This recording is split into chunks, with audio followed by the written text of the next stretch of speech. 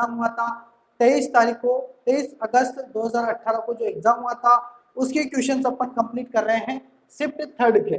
ठीक है, तो इन क्वेश्चनों को बिल्कुल भी आप इग्नोर मत करना, यह क्वेश्चंस आपके लिए बहुत ही महत्वपूर्ण रहेंगे। ठीक है, तो आज के पहले क्वेश्चंस पर आते हैं। उससे पहले अपन वह क्वेश्चन करते हैं जो मैंने आपको कल होमवर्क के रूप में दिया था। कौन सा क्वेश्चन होमवर्क के लिए आपको पता होगा? ठीक है, नहीं पता है तो मैं बता देता हूँ। क्वेश्चन है 20 मीटर की लंबे केबल में 1 वर्ग मिलीमीटर का क्रॉस सेक्शनल क्षेत्र और 4 ओम का प्रतिरोध है, केबल की चालकता की गणना करें। यहाँ पर आपको केबल की चालकता की गणना करनी है, चालकता आपको ज्ञात करनी है। देखिए, एक तो होती है चालकता और एक होता है विशिष्ट प्रतिरोधकता। देखिए, एक तो होता है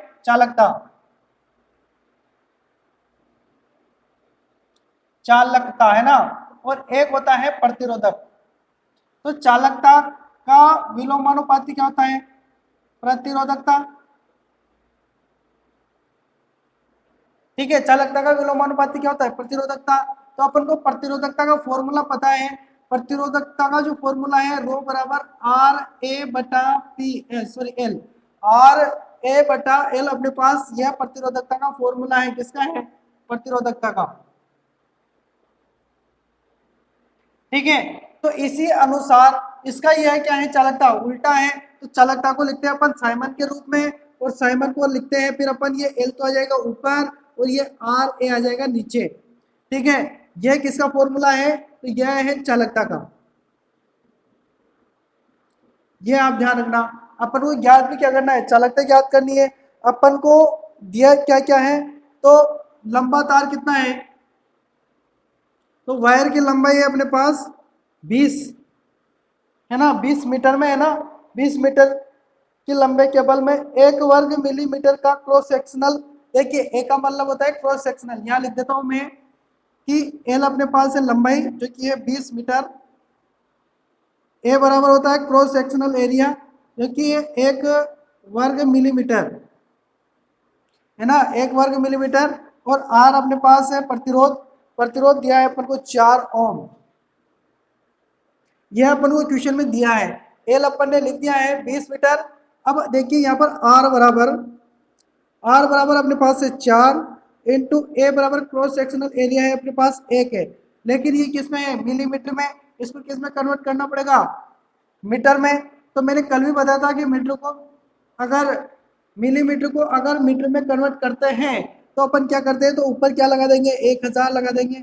1000 तक काम नहीं चलेगा, 1000 और लगाना पड़ेगा, क्योंकि यह किस में है? यह वर्ग में है, और वर्ग में अपन को कन्वर्ट करना है तो डबल बार 1000 लगाना पड़ेगा। 1 मीटर में 1000 मिलीमीटर होता है, तो 1 मिलीमीटर में 1/1000 मीटर होता है। ठीक है, तो अपन ने ये 1000 और 1000 दो बार लगा दिए। ठीक है, 4 से 1 का तो कुछ मतलब नहीं, 4 को 1 से गुणा करेंगे फिर भी 4 आएगा, 4 को इससे काटेंगे 5 बार कट जाएगा। बचा क्या यहाँ पर? 5 इंटू 10 की पावर कितना हो गया? 1 2 3 4 5 6, जितनी जीरो है उतना हो गया 10 की पावर। 10 की पावर 6, इसको किस में लिखते हैं अपन? मेगा के रूप में। 5 इंटू 5 एम लिख सकते हैं, 5 एम लिख सकते हैं मेगा। 10 की पावर 6 बराबर क्या होता है? 10 की पावर 6 का मतलब होता है 1 मेगा, और मेगा को हम लिखते हैं एम के रूप में। ठीक है, तो 5 एम अपन ने यहाँ पर लिख दिया। तो देखिए यहाँ तक काम अपना जो आंसर आएगा 5 M Simon, 5 M Simon, Simon और साइमन के बीच नीचे क्या आएगा? मीटर। यह इसकी क्या होती है? मैं स्पष्ट तरीके से आपको अच्छी प्रकार से लिख देता हूँ। 5 एम साइमन प्रति मीटर। यह आपका आंसर यहाँ पर कंप्लीटली सही आंसर रहेगा, जो कि आपका ऑप्शन बी ऑप्शन कंप्लीटली यहाँ पर सही आंसर हो जाएगा। नेक्स्ट क्वेश्चन पर आते हैं, जो कि आज का अपना क्या रहेगा? पहला क्वेश्चन रहेगा।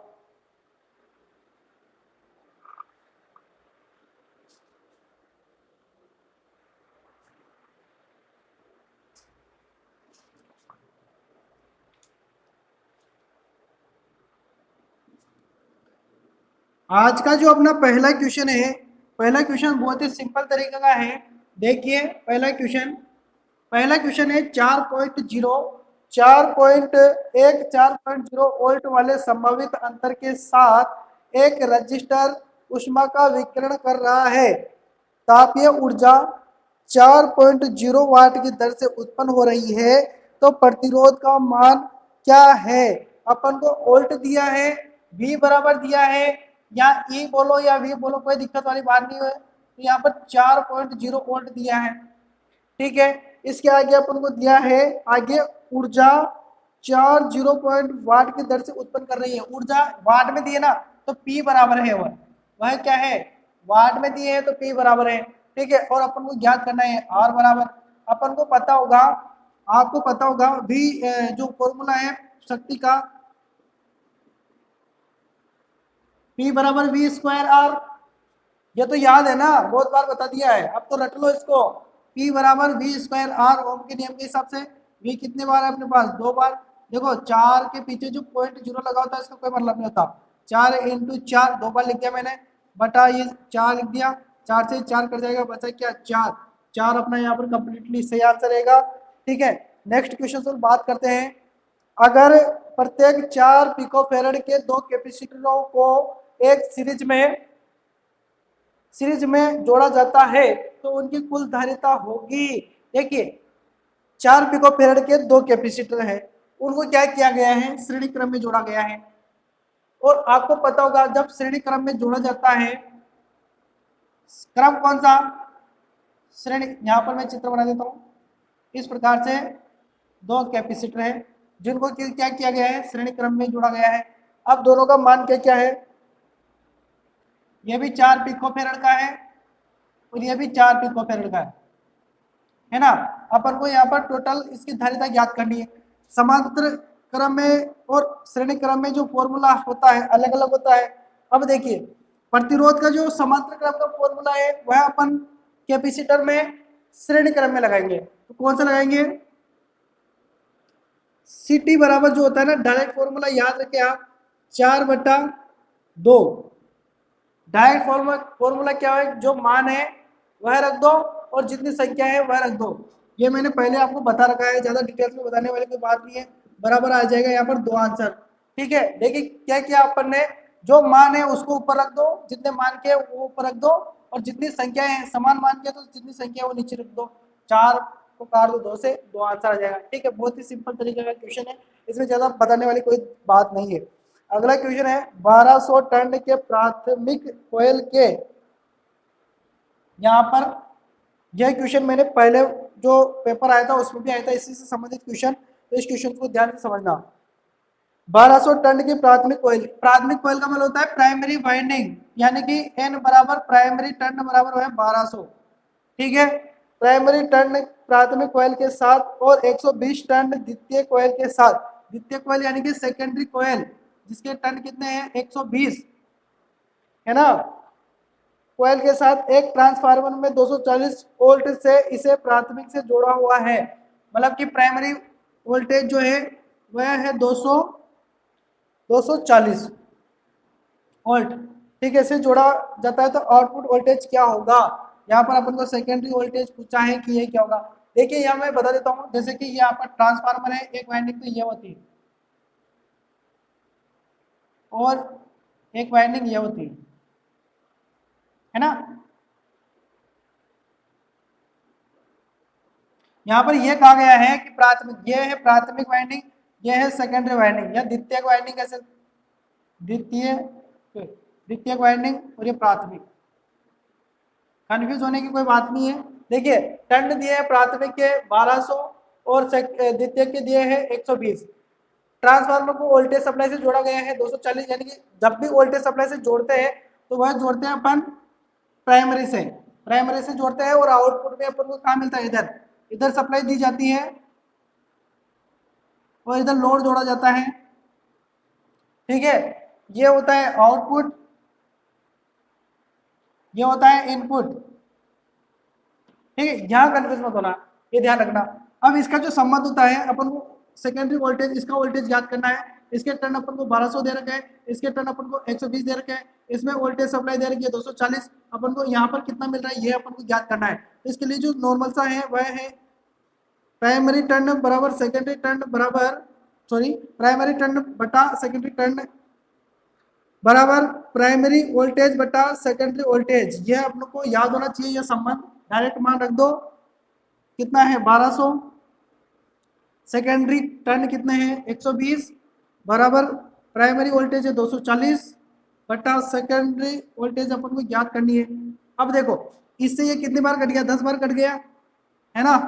अब इसका संबंध कैसे हो जाएगा, यहाँ पर ही लिख देता हूँ वीएस।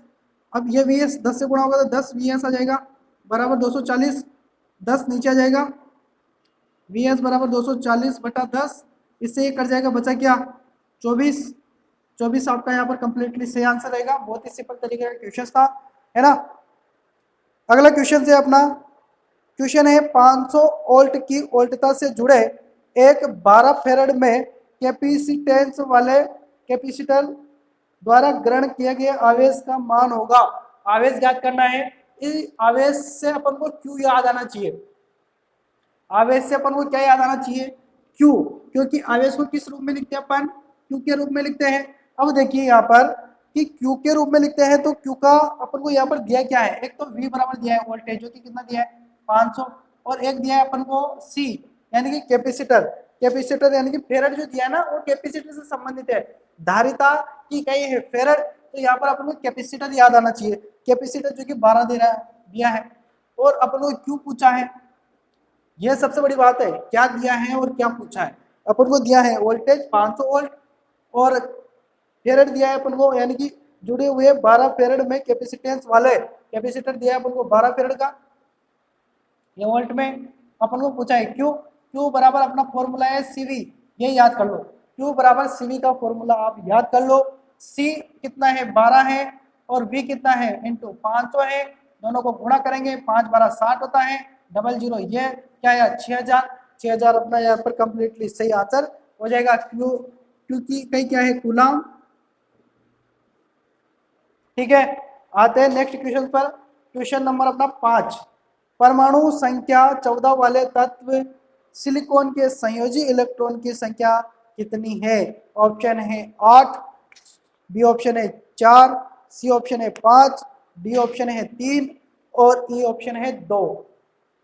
इस क्वेश्चन का आंसर आपको कमेंट में देना है। ठीक है, देखते हैं कितने बच्चे इसका आंसर दे पाते हैं। और उसी के साथ वीडियो अगर पसंद आए तो लाइक कीजिएगा, शेयर कीजिएगा, और उसी के साथ चैनल को अभी तक भी आपने सब्सक्राइब नहीं किया तो चैनल को सब्सक्राइब कर लेना। ठीक है, मिलेंगे कल वाली क्लास में जिसमें अपन फिर नई एनर्जी के साथ नए पेपर के साथ आएंगे। दोस्तों आपके जितने यह पेपर था अपना 23 अगस्त 2018 का, जो कि शिफ्ट का कौन सा था, शिफ्ट थी ये 3rd, जिसके पूरे क्वेश्चंस कंप्लीट हो चुके हैं सारे के सारे। यानी कि 23 अगस्त को जितने पेपर हुए थे, 3 पेपर हुए थे, तीनों पेपर के अपन ने सारे न्यूमेरिकल क्वेश्चंस कंप्लीट कर लिए हैं। फर्स्ट शिफ्ट फर्स्ट, सेकंड और ये 3rd, तीनों को अपन ने कंप्लीट कर लिया है। इसके पहले मैंने 24 अगस्त 2018 24 अगस्त 2018 का जो शिफ्ट फर्स्ट का जो पेपर है, फर्स्ट का जो पेपर है वह भी मैंने कंप्लीट करवा दिया है ना। वीडियो आपको प्लेलिस्ट में मिल जाएगा, नहीं तो डिस्क्रिप्शन में मैंने लिंक दिया है वहां मिल जाएगा। और अंतिम आज